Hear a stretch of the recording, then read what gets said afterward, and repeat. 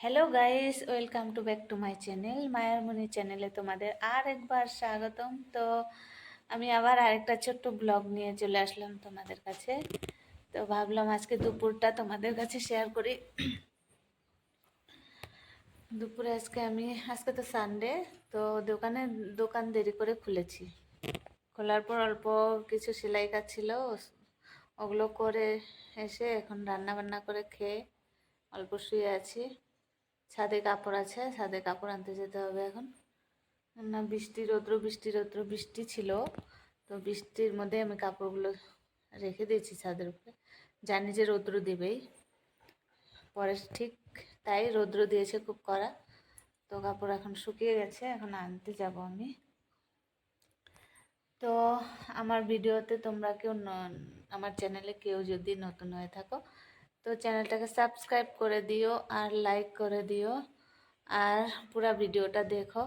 কেননা আমি বাইরে তো খুব কম যাই, তো ঘরের ভিতরেই দোকান থেকে ঘর, ঘর থেকে দোকান, এটুকুই আমার কাজ। ঘরের কাজকর্ম যা করি অল্প স্বল্প, সেটাই আমি তোমাদের কাছে শেয়ার করি। তো তোমরা ভালো লাগলে লাইক করে দিও আর আমাকে সাপোর্ট করো, তাকে তোমাদের সাহায্যে আমি আমার চ্যানেলটাকে গ্রোথ করতে পারি।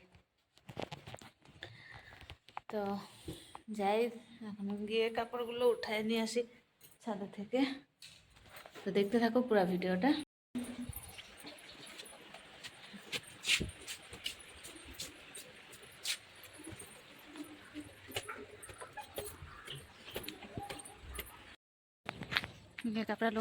কাপড়গুলো আমি নিয়ে নিলাম, এখন যাচ্ছি গরম।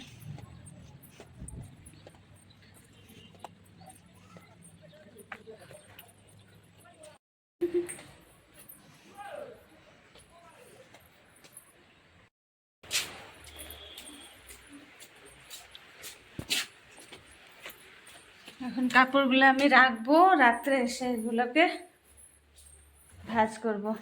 একটু একটু ভিজাও আছে, তো জিন্স এগুলো ভিজা আছে, দিয়ে দিই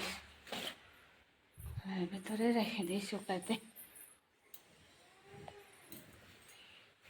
নতুন একটা নাইটি আনছি, এই নাইটিটা ধোয়ার পরে কালার অল্প অল্প গেল, কিন্তু এটা কেরোসিন কেরোসিন গন্ধ। বুঝতে পারতেছি না কেন, কেরোসিন দিয়ে বানাইছে নাকি নাইটিটা। তোমরা কমেন্টে বলে দিও যদি জানো কেউ, কেন নতুন কাপড় কেরোসিনের গন্ধ করে। তো যাই হোক, ভিডিওটা আমি আজকে এখানেই শেষ করছি। এখন যাই দোকানে, দোকান খোলা রেখে আসছি। যাই, বাই, টাটা।